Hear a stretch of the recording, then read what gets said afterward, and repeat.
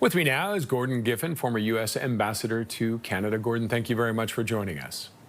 Good to be with you. Your thoughts on this move by Carney? Is this something that will pay off, do you think, for Canada?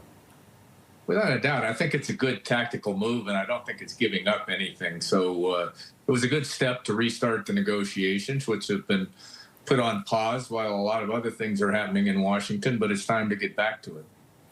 And will this be perceived, though, you think, by Trump as being weak or giving in?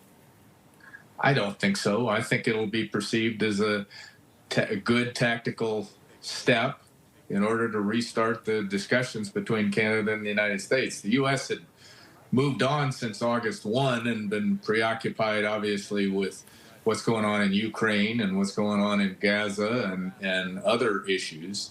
So it's time to turn at least some attention in Washington back to the discussions with Canada. And does Canada still have room here for more concessions or negotiating, or have we given up everything right at this point?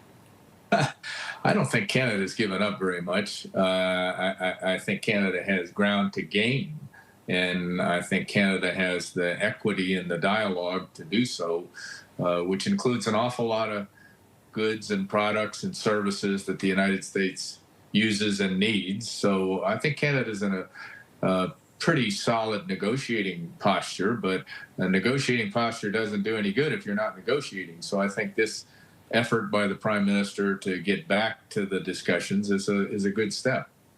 And do you think there are other intangibles that might be being discussed in amongst, I mean, we were talking about steel and aluminum as being the big thing, but what about water and the fact that this border between Canada and the U.S. Saves the U.S. a ton of money? Do you think any of those things are being brought in? I guess, well, I doubt that water's being discussed much. I don't quite understand your point about how the border saves the U.S. a bunch of money. How does that work? And with this, how do you see the negotiations progressing from here?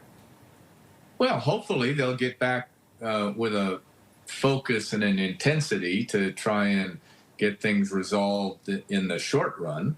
I don't think there are any arbitrary deadlines. I do think it's clear that the model that the United States is going forward with right now, when there aren't any other agreements in place to the contrary, is to have a baseline of a 15% tariff on imported goods. Now, of course, that cannot and should not apply to Canada under the USMCA on any goods or products that are covered by USMCA.